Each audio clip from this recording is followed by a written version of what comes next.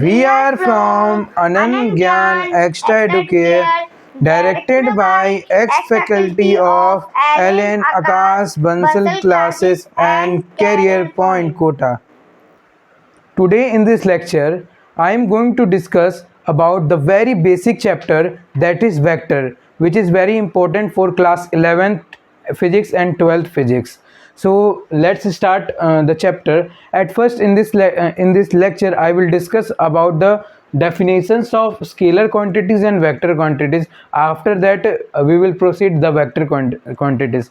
So the basic of scalar quantities is the quantities which has magnitude only but no sense of direction, जिसके पास बस magnitude होता है लेकिन उसके पास कोई डायरेक्शन का सेंस नहीं होता है. जैसे 5 किलो आम है, so there is no sense of direction. यहाँ पे डायरेक्शन का कोई मतलब ही नहीं है. आम है, अगर किसी को बुखार है 32 डिग्री फ़ारेनहाइट, तो उसमें है ना किसी ये डायरेक्शन का कोई सेंस ही नहीं आता है.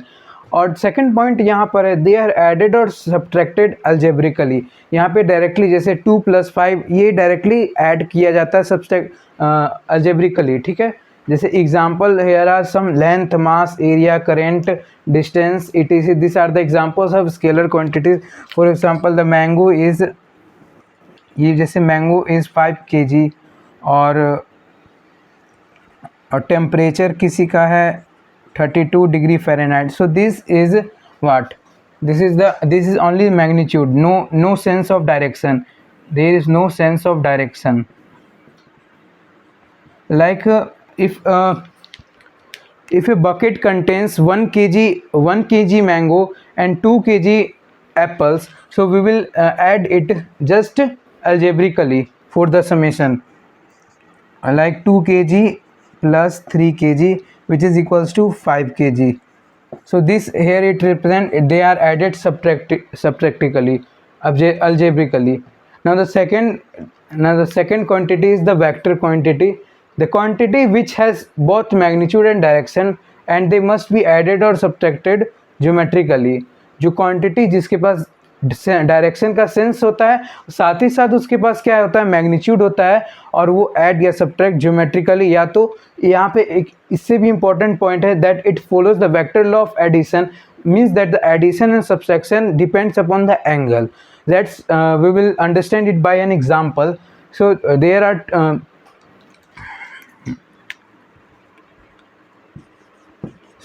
two arrows. First is 3 meter straight and another is 4 meter, that is forward. तो दोनों का अगर डिस्प्लेसमेंट निकाला जाए तो दोनों का हम लोग सम करेंगे. Now the second case is 4 metre is forward and 3 metre is backward. So the displacement here is 1 metre, but in this case 3 meter is forward and 4 meter is upward. So it makes 90 degree. So we will we will find the displacement by the Pythagoras theorem, that is h square is equals to p square plus b square, that is h is equals to root under p square plus b square, that is 5 meter.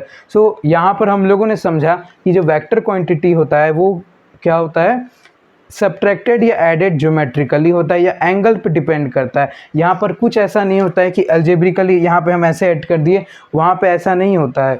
वहाँ पे angle देखना पड़ता है. यहाँ पे देखे 0 degree, यहाँ पे 180 डिग्री है, यहाँ पे 90 डिग्री है. इस टाइप से हम लोगों ने देखा कि वेक्टर और स्केलर के बीच में क्या डिफरेंस होता है. Now I am going to discuss about the representation of vector. Before that I want to tell what is the need of vector. जैसे कोई आदमी है और उसको वेजिटेबल लेने जाना है, तो अगर वो कोई चौराहे पे खड़े हैं, मतलब आगे इस टाइप से अगर चौराहे पे खड़ा हुआ है और वो आदमी यहाँ पर खड़ा हुआ है, और वो अगर किसी से पूछता है कि मुझे 5 किलो सेब लेना है या कोई भी वेजिटेबल शॉप पे जाना है, तो अगर वो किसी से भी पूछता है, अगर वो आदमी उसको रिप्लाई करता है 5 मीटर, तो वो 5 मीटर बस बताया है लेकिन वो डायरेक्शन नहीं बताया, और वो आदमी 5 मीटर क्या गया, आगे गया, पीछे गया है, दाएं गया, बाएं गया, लेकिन उसको समझ में ही, लेकिन है ना वो इतना टाइम वेस्ट करने से अच्छा अगर वो आदमी से डायरेक्टली, वो जल्दी में था, अगर वो आदमी से डायरेक्टली अगर है ना डायरेक्शन पूछ लेता तो है ना कितना अच्छा रहता कि उसको डायरेक्ट मिल जाए. तो हम लोगों ने समझा कितना इंपॉर्टेंस है वेक्टर का. अगर डायरेक्शन नहीं पता रहेगा तो है ना, कैसे है ना, कोई भी आदमी है ना, वो ज़्यादा मेहनत उसको करना पड़ेगा। तो यहाँ पे एक एग्जांपल से बताया, जैसे कोई भी, जैसे एक और एग्जांपल लेते हैं, जैसे कोई किसी भी बाइक को अगर बनवाने जाना मैकेनिक्स के पास, तो उसको वो अगर है ना उसको ढेर सारे अगर 4 तरह के रास्ते हैं, अगर उसको डायरेक्शन ही नहीं पता रहेगा कि कौन से रास्ते में जाना है, तो वो अपना टाइम वेस्ट करेगा। तो ये वेक्टर बहुत इम्पोर्टेंस है इस हम लोग के लाइफ में। तो अब हम लोग जानते हैं what is the representation of vector. Vector is just represented by a sign of arrow. ये इस टाइप से एक एरो के साइन से रिप्रेजेंट किया जा सकता है। जैसे एक कोई वेक्टर, जैसे ए लेते हैं, तो ए के ऊपर एक एरो साइन दिखा देते हैं, so we will say that it is a vector A. अगर बी के ऊपर एक साइन एरो का साइन है, so we will say that it is vector B. तो यहाँ पे इस टाइप से वेक्टर रहता है, और ये जो एरो साइन होता है, it represent the head of the vector, and this end side of this arrow represent the tail of the vector. This is head and tail. A vector is represented by an arrow that is like this. Now the most important thing is that the length of this arrow, यहाँ ये जो arrow का length है, ये actually magnitude of vector को represent किया जाता है, जिसको हम लोग ए वेक्टर को अगर हम मैग्नीट्यूड के फॉर्म में या तो मॉड के अंदर लिखते हैं, it means that it is the magnitude of vector. या तो हम लोग इसको डायरेक्टली अगर हम ए सीधा लिख दें, या उसको भी हम लोग क्या बोलते हैं, magnitude of vector. Another important thing is that direction of arrow. Arrow मतलब डायरेक्शन क्या है, direction of vector simple A vector से रिप्रेजेंट करते हैं ना। तो अनदर इम्पॉर्टेंट थिंग, जैसे यहाँ पे एक एग्जाम्पल लिखा हुआ है, that is 12 newton in eastward. So we will write this vector F is equals to 12 newton east. तो यहाँ पे पता चलता है फोर्स है क्या है, वेक्टर क्वांटिटी है, ठीक है। Now the another like draw the vector of 2 Newton 42 degree east of south. जैसे यहाँ पर ये ईस्ट होता है, ये वेस्ट है, ये नॉर्थ है और ये साउथ है। यहाँ पर क्वेश्चन बोल रहा है draw the vector of 2 Newton. इतना आपको ज्ञान होना चाहिए। अगर कोई क्वेश्चन बोल रहा है 2 Newton 42 degree east of south, मतलब यहाँ पर साउथ से ईस्ट जानते समय 42 डिग्री बनाना है, एकदम ध्यान रखना है। अगर ईस्ट ऑफ साउथ बोल रहा है मतलब साउथ से ईस्ट बोल रहा है, तो साउथ से ईस्ट 42 डिग्री बनाएंगे। 42 डिग्री 42 बना के यहाँ एक एरो दे देंगे और यहाँ पे रिप्रेजेंट कर देंगे 2 न्यूटन ऑफ साउथ, या 2 न्यूटन बस लिख सकते हैं। तो ये हम लोगों ने देखा कि वेक्टर को कैसे रिप्रेजेंट किया जाता है। Now the next topic of this lecture is the properties of vector. So the first property of vectors is that the angle between two vectors is the smaller of the angle between the vectors when they are joined tail to tail. And the another most important property of vector is that two vectors must be joined tail to tail. यहाँ पर second point पे लिख दिया है कि दो vector हमेशा tell से टेल ज्वाइन होना चाहिए। जैसे एक एग्जांपल यहाँ पे, जैसे एक वेक्टर ए है and another vector is B, this is 60 degree. अब हम लोग कौन सा है ना, अगर लेना है दो वेक्टर के बीच में एंगल, तो हमेशा हम लोग को स्मॉलर एंगल लेना है, दैट इज 60 डिग्री। ये 300 डिग्री यहाँ बन रहा है, that we have to reject this. हम लोग को लेना है 60 डिग्री, ये थीटा इज इक्वल टू 60। और या तो हम लोग बोल सकते हैं 0 डिग्री से लेके 180 डिग्री तक हम लोग थीटा को ले सकते हैं ना। तो ये तो प्रॉपर्टी अभी बता दी है कि हमेशा दो vector must be joined tail to tail. Now the another most important property of vector is the parallel shifting of vector is allowed. ये जो प्रॉपर्टी है, ये क्वेश्चन सॉल्व करते समय बहुत ये यूज़ आएगा। जैसे एक एग्जांपल से हम लोग समझते हैं, जैसे एक वेक्टर है, ठीक है, ये एक वेक्टर है, ये this is vector A and this is the another vector, this is vector b, and the angle between this both vector is 60 degree. So here क्या ये सही है? अगर हम लोग ये एक्चुअली हम लोग को वेक्टर को टेल से टेल ज्वाइन करना होता है, तो अगर हम लोग यहाँ पे ये प्रॉपर्टी अभी लिखा है कि parallel shifting of vector is allowed, so we can shift it parallel. तो इसको एक पैरेलल शिफ्टिंग कर सकते हैं, और ये अगर पैरेलल शिफ्टिंग कर दिए तो इसको तो यहाँ पर एक्चुअल इन दोनों वेक्टर के बीच में जो एंगल होगा ये vector B, parallel shifting is allowed. तो एक्चुअल जो एंगल होगा इन दोनों वेक्टर का दैट इज 120 डिग्री। तो हम लोगों ने समझा कि parallel shifting is allowed in vector.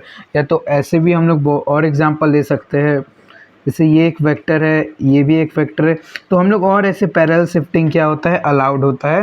Vector A, तो ये भी वेक्टर, ये भी वेक्टर है, ये भी वेक्टर है। So we see that the parallel shifting of vector is allowed. So this is all about the properties of vector. Now the next section of the vector lecture is the types of vector. The first type of vector is the position vector, and we will study the second type is that is displacement vector.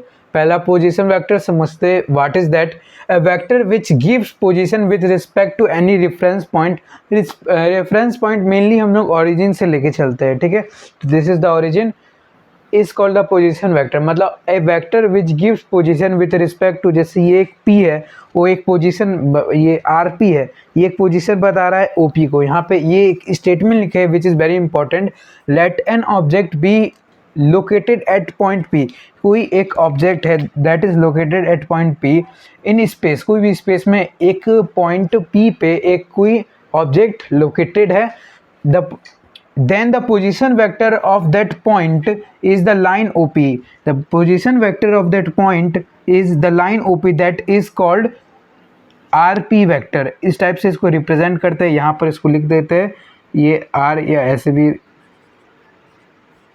ठीक है। तो ये statement लिखे, the position vector of P is the line OP having an arrow at point P and denoted by R, ठीक है। Similarly एक O से है ना P डैश जा रहा है, तो ये P डैश पॉइंट है और उसका जो पोजीशन वेक्टर इसको रिप्रेजेंट करेंगे RP डैश से। तो यहाँ पे जो OP है, ये जो OP है it is called the position vector of P, या position vector of point P with respect to the O, that is the origin point. मतलब ये जो OP है ये पोजीशन वेक्टर है पॉइंट P का with respect to O, that is the origin. और similarly OP dash, जो कि ये जो लाइन है, is the OP dash that is equals to the position vector of point P with respect to this origin point. तो यहाँ पे RP is the position vector OP with respect to O. Similarly this. Now the second type of the vector is the displacement vector. इस vector में क्या होता है, when an object is displaced from its position at point P, एक point P है और object को displace कराया जा रहा है in new position at point P dash. कोई न्यू पोजीशन है वो P डैश पे इसको क्या कराया जा रहा है, डिस्प्लेस कराया जा रहा है। Then the vector PP dash, this vector is called the displacement vector having its tail at P। ये जो टेल है वो P पे है, ये दोनों का टेल P डैश और P, जो टेल, जिसका टेल जो है, ये टेल क्या है P पे है, और इसका जो हेड है वो P वेक्टर P पे, द पोजीशन वेक्टर P पे है। का मतलब ये हुआ कि उसका जो स्टार्टिंग पॉइंट P है वहां पर टेल है ना, हाँ, न्यू जो पॉइंट है वहां पर उसका हेड पॉइंट, हाँ ठीक है। तो when an object is displaced from its position at point P, ये point P to a new position at point P dash, then the vector PP dash having its tail at P and head P dash is called the displacement vector. यहाँ पे ये statement, जैसे ये statement लिख दिए है इसके बारे में, और जैसे यहाँ पे RD जो वेक्टर है that is equals to RP vector minus RP dash vector. तो हम लोगों ने समझा कि पोजीशन वेक्टर क्या होता है, जैसे OP है तो OP is equals to the position vector of P with respect to the reference point that is O। ये स्टेटमेंट यहाँ पर लिख दिए हैं, इसको नोट्स में अपना ऐड कर सकते हैं। ये कंटेंट बहुत अच्छा प्रोवाइड कर रहे हैं हम लोग, तो हर एक चीज़ डालने का कोशिश कर रहे हैं ये वेक्टर लेक्चर में और भी बाकी लेक्चर में। और डिस्प्लेसमेंट वेक्टर क्या होता है, जैसे कोई इनिशियल पोजीशन से फाइनल पोजीशन जब डिस्प्लेस कराते हैं तो उसको रिप्रेजेंट करते हैं RD वेक्टर से, जिसका जो टेल होता है वो P वेक्टर से जुड़ा हुआ है और जो हेड है it is joint with the vector P dash. Now the third type of vector is the unit vector which is also very important vector.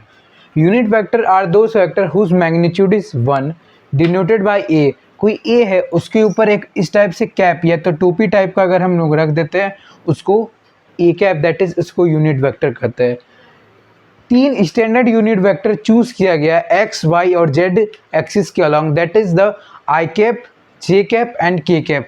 यहाँ पर एक्स एक्सिस के अलॉन्ग आई कैप लिया गया, एक स्टैंडर्ड यूनिट वेक्टर लिया गया। पूरा physics में वेक्टर में हम लोग यूज करेंगे और आगे 11th और 12th में भी यही यूज होगा। एक्स एक्सिस के अलॉन्ग आई कैप, वाई एक्सिस के along J cap and Z axis के अलॉन्ग के कैप। ठीक है, तो यूनिट वेक्टर में हम लोगों ने समझा कि इसका जो मैग्नीट्यूड होता है वो हम समझा, और इसके डेप्थ में जाते हैं क्या है आखिर ये unit vector is use to specify the direction of vector. Unit vector है वो क्या स्पेसिफाई करता है डायरेक्शन को, कैसे समझते हैं, जैसे कोई वेक्टर ए, उसके ऊपर एरो लगा हुआ है, यहाँ पर देख सकते हैं। तो ये जो वेक्टर क्या रिप्रेजेंट करता है, हम लोगों ने थोड़ी देर पहले पढ़ा था, the vector represent the magnitude as well as direction. तो वेक्टर, ये जो वेक्टर ए वेक्टर है वो मैग्नीट्यूड भी रिप्रेजेंट कर रहा है, डायरेक्शन भी रिप्रेजेंट कर रहा है। जो डायरेक्शन होता है यहाँ पे लिखे a unit vector which is use to specify the direction of vector.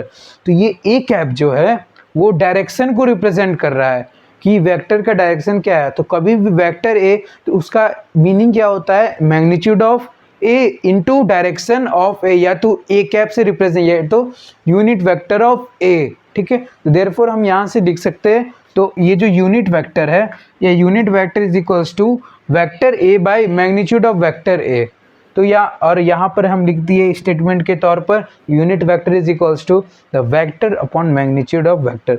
तो हम लोगों ने समझा कि टाइप्स ऑफ वेक्टर में तीसरा टाइप है यूनिट वेक्टर, जो कि एक्स एक्सिस के अलॉन्ग आई कैप होता है, वाई एक्सिस के अलॉन्ग जे कैप और जेड एक्सिस के अलॉन्ग के कैप। एज वेल एज हम लोगों ने देखा कि जो ये unit vector it also specify the direction of vector. जैसे कोई वेक्टर लिखा हुआ है, जैसे कोई भी वेक्टर लिखा हुआ है, कोई वेक्टर z लिखा हुआ है, तो z vector is equals to the magnitude of z into the unit vector of z। जहाँ पे मैग्नीट्यूड कोई नंबर रिप्रेजेंट कर रहा है, जैसे है ना 5 मीटर, तो ये नंबर रिप्रेजेंट कर रहा है, और ए कैप या तो unit vector of A cap ये रिप्रेजेंट कर रहा है, या ईस्ट वेस्ट नॉर्थ साउथ, ये रिप्रेजेंट कर रहा है direction of the vector. Now in the next type of vector, that is the vector number 4 is the parallel vector. Those vector which have same direction are called parallel vector. जो vector का same direction होता है, जैसे एक vector, ये दो vector है जो कि क्या है, पैरेलल है ईच अदर, तो वो वेक्टर को क्या बोलते हैं। लेकिन ये जरूरी नहीं है कि मैग्नीट्यूड में ही, यहाँ पे मैग्नीट्यूड इक्वल नहीं रहना चाहिए। पैरेलल वेक्टर मतलब कि सेम डायरेक्शन हो, लेकिन जरूरी नहीं है कि वहाँ पे मैग्नीट्यूड भी सेम हो। तो हम लोगों ने देखा कि parallel vector are those vector which have the same direction, जिसके पास सेम डायरेक्शन है। दो वेक्टर ईस्ट में है, ये भी ईस्ट में है, दो वेक्टर है नॉर्थ में, तो वैसे टाइप को वेक्टर को बोलेंगे parallel vector. The next fifth vector type of vector is the equal vector, or we can say that it is the equality of vectors having equal magnitude and same direction. Those vector which have, like this is vector A and this is vector B, so those vector which have the same magnitude, जिसका length भी same है और direction भी same है, those vector are called the equal vector, or we can say it is that equality of vector. Like vector A is equals to vector B, मतलब हम लोगों ने देखा the length of vector A, length vector A और B का अगर same है और डायरेक्शन भी सेम है, तो वैसे वेक्टर को हम लोग क्या बोलते हैं, equal vectors. Now the sixth type of vector is the anti-parallel vector, just opposite to the parallel vector. That is the fourth type of vector. It says that opposite direction vector are called anti-parallel vector. Means that the first A vector is in the eastward and the B vector is in the westward. So like this, if these two vectors are making 180 degree to each other, so these types of vector are called anti-parallel vectors. Opposite direction है vector are called, यहाँ पर जरूरी नहीं है कि magnitude भी same हो, ठीक है, तो वेक्टर का जिसका ये डायरेक्शन अलग अलग है, ठीक है। Now the seven type of vector is the null vector. This is also an very important vector. A vector having zero magnitude जिसका जो वेक्टर का जीरो मैग्नीट्यूड होता है। एग्जांपल से जैसे एक नोट, ये इंपॉर्टेंट ध्यान में रखना है, कभी भी दो वेक्टर का सम या सब्सट्रैक्शन ऑफ टू वेक्टर वो हमेशा क्या देता है, एक वेक्टर ही देता है। जैसे कोई वेक्टर ए है, अगर उसको ऐड करें उसका नेगेटिव वेक्टर से, तो vector A plus negative vector of A give the zero vector, और यही जीरो वेक्टर को ही हम लोग नल वेक्टर बोलते हैं। अगर कोई भी वेक्टर ए, अगर उसका अपोजिट डायरेक्शन ऑफ साइन से अगर ऐड किया जाएगा तो उस वेक्टर को हम लोग नल वेक्टर कहते हैं। Now the eighth type of vector is the negative और opposite vector. Vectors having equal magnitude but opposite in direction, which is opposite, just opposite to the equal vectors.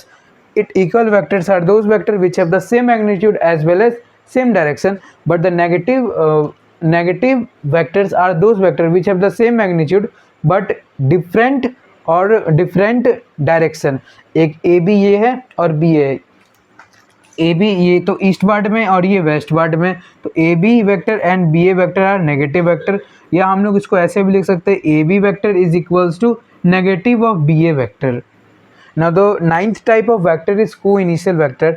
Co-initial vector are those vector which is originate from the same point, or we can say that they have the same initial point। जैसे कोई एक point से कोई भी है ना n times of vector निकल रहे हैं, यहाँ पे जैसे 3 वेक्टर है, तो ये vector A, vector B, vector C, तो ये वेक्टर ए बी सी, ये vector A B C are called the co-initial vector, the vector which है सेम इनिशियल पॉइंट। तो यहाँ पर एक ये तीनों वेक्टर का एक ही सेम इनिशियल पॉइंट है, तो उस टाइप को, इस टाइप के वेक्टर को बोलेंगे co-initial vector. Now the next type of vector is the coplanar vector, and that is the 10th vector, 10th type of vector.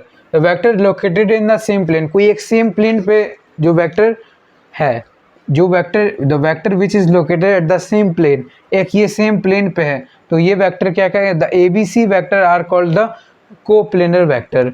And the concurrent vector, that is another type of vector, those vector intersecting at the same point. जैसे कोई एक point पे एक vector A vector भी है, B vector भी है और सी वेक्टर भी है, तो ए बी सी एक सेम पॉइंट को इंटरसेक्ट कर रहा है। ये तीनों vector A vector, B vector, C vector, तीनों point is intersecting a same point, दोनों वेक्टर एक सेम पॉइंट को इंटरसेक्ट कर रहा है, तो उस वेक्टर को हम लोग बोलेंगे क्या, कॉन्करेंट वेक्टर। ये जरूरी मतलब क्या, डाइवर्जेंट वेक्टर हुआ है, एक पॉइंट से निकल रहा है वो वेक्टर, हाँ, डाइवर्जेंट वेक्टर भी इसको कह सकते हैं। अब ये जो वेक्टर है ये लाइन ऑफ एक्शन को भी इंटरसेक्ट कर सकता है। मान लेते हैं एक वेक्टर ए यहाँ पर है, लाइन ऑफ एक्शन ये इंटरसेक्ट, इसका मतलब है जैसे एक वेक्टर ए है यहाँ पर, एक वेक्टर बी है यहाँ पर, तो ये इसका जो लाइन ऑफ इंटरसेक्शन है ये भी तो इसको क्या कर सक रहा है, ये भी इसको इंटरसेक्ट कर रहा है, तो this two vector is also called the concurrent vector. या तो हम लोग लॉस ऑफ मोशन में भी पढ़ेंगे, कोई भी ब्लॉक रखा हुआ है, एक कोई ब्लॉक टेबल पे रखा हुआ है, उसके नीचे F1 फोर्स, ये ग्रेविटेशनल फोर्स लगेगा, हम मान लेते हैं आगे फोर्स लगा रहे हैं, F2 फोर्स लगा रहे हैं, ऊपर नॉर्मल लगेगा, F3 लगेगा, तो ये तीनों force is originating from the same point, so this 3 forces और this 3 vectors are also called concurrent vectors.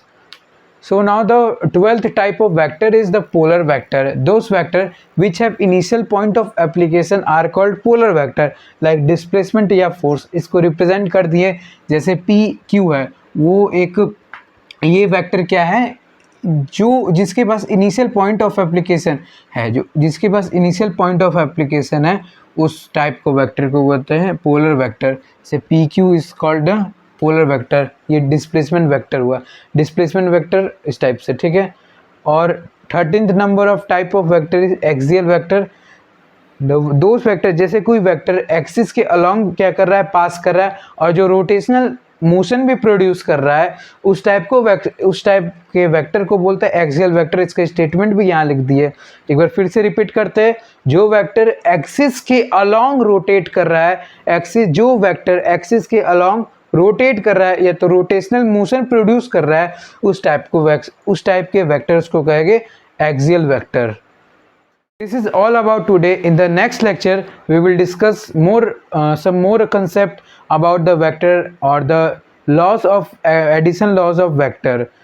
So अगर आपको 24/7 डाउट सेशन चाहिए तो आप इस नंबर पे रिक्वेस्ट कर सकते हैं सब्सक्रिप्शन के लिए.